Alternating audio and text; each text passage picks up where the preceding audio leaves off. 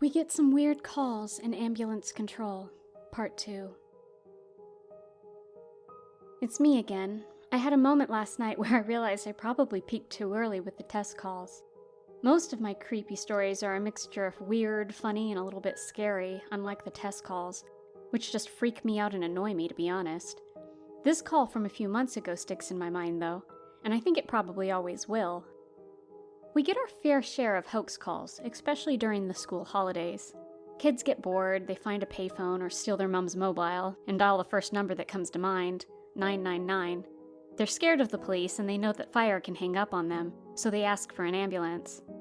We don't assume that every child is a hoax caller. It's usually quite easy to tell. There will be a group of them. They'll be giggling. They'll probably give their friend's address so they'll struggle to remember the postcode. And then they might say something like, "I'm bleeding from my vagina." That usually comes from the boys, and hang up, pleased with themselves. We might call back, try to process a call with them to catch them out, or just remind them that this is an emergency service and they could be stopping us from helping someone in danger. This one was different. The voice was very young, 3, maybe 4, and she recited her address perfectly. I listened to the call recording again and again after the event to see if I missed something.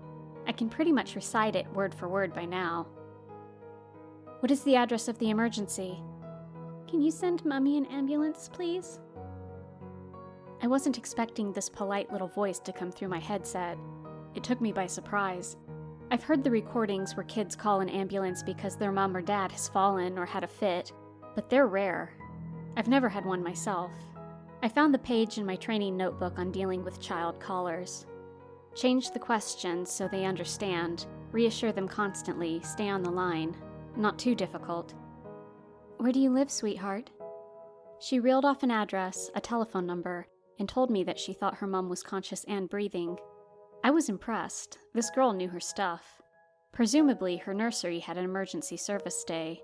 Sometimes we send our public health teams into the community to educate kids on how to make a 999 call.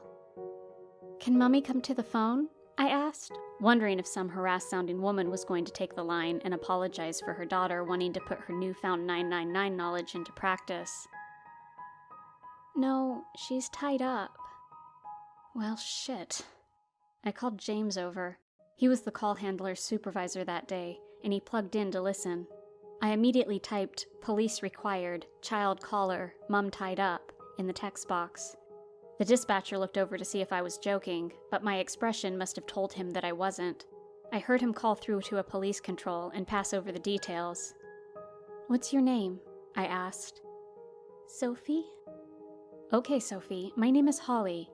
I'm going to help your mummy, okay?" I said, trying to recall everything about my training on child callers. This wasn't going to be as simple as taking the details and staying on the phone. "Please help her." The poor little girl's voice started cracking. "Sophie, where are you now?" I asked. My heart was racing. James put a hand on my back to reassure me that I was doing well, but for me, this was scarier than any test call, or any other call I'd taken. This is the sort of call that gets you dragged into the coroner's court, and no one wants to go to the coroner's court. "In a cupboard. It's hot. There's smoke." I added, "Fire required, smoke mentioned," into the notes and heard the dispatcher relay the information to fire control. I felt sick. This poor little girl. I took a few more details, the girl's full name, her mom's name, to pass on to the police. And then Sophie started to panic. "Okay, Sophie, stay where you are. Don't open the door, sweetheart. You're being very brave. You've done the right thing calling this number. I'm going to stay on the phone with you until the ambulance arrives." "Daddy is going to hurt me." The way she said those words, it's going to stay with me the rest of my life. I've never heard anyone, let alone such a young child, sound so scared and resigned in equal measure. "If he finds out I called you, he's going to hurt me." "Well, we won't tell him. Sophie, it's really important that you stay on the phone with me. You're such a brave, clever girl. Don't hang up, okay?" There was a long silence at this point, and I had this sick feeling in my stomach. After what felt like an eternity, her voice came through again, hoarse, raspy, and scared. "It's so hot." The line went dead. Every time I tried to call back, it cut off.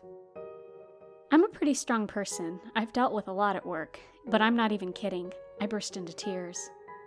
I managed to finish writing my notes, and then all the energy left my body. I'd been running on pure adrenaline and panic, and once it was done, I sat back in my chair and sobbed. James had to pretty much manhandle me out of control and into the quiet room, where he sat me down, told me I did everything right, they'd get to the house and do their best.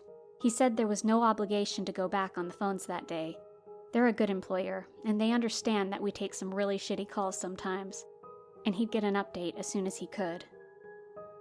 I sat in the quiet room for a bit watching something on TV, international athletics or something like that. It's weird how it sticks in your mind. And James came back in.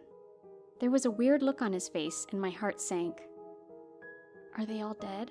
I asked quietly. James took a deep breath and sat down opposite me. "Hall, there wasn't anyone there," he said.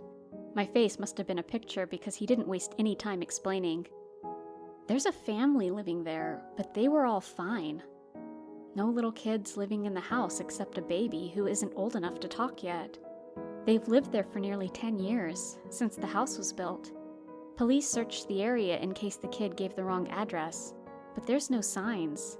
The mobile number she gave traces to a middle-aged man in the Outer Hebrides." "Why would the call come through to us?" I asked. "We aren't even in Scotland. We're hundreds of miles from the Hebrides. A call from his number should have gone through to the Scottish ambulance."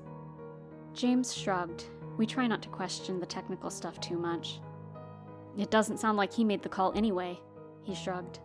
"Vodafone had no record of a 999 call coming from his number. IT are looking into it, but it's probably going to be one of those things we won't figure out, like the test calls, but less dangerous." "Still sick," I said, feeling nauseous. How could anyone think that was a funny prank? I can deal with teenage boys telling me about their bleeding vaginas, but that was a step too far. It was a little girl's voice, not an adult pretending to be a child, an actual child. I spent most of the day in the quiet room, with the well-being team popping their head around the door every now and then to make sure I wasn't suicidal, and then took a few calls before the end of my shift. It's good to take at least one call before you finish, especially after a rough day. Sometimes it's easy to feel like you could walk out and never go back. Taking that one last call reminds you that the job isn't always so shitty. A couple weeks later, I'd pretty much put the call out of my mind.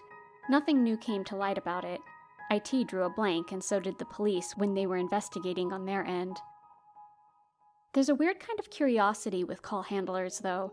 We'll often be found scouring the local obituaries, trying to see if the cardiac arrests we take ended up in there. Sometimes we'll find out if the patient survived, or was rolled on the scene. Recognition of life extinct, essentially. Essentially, the paramedics get there and decide there's nothing they can do. But not always. The obituaries are our best bet. I did a search for the names of the girl and her mom, just out of sheer morbid curiosity.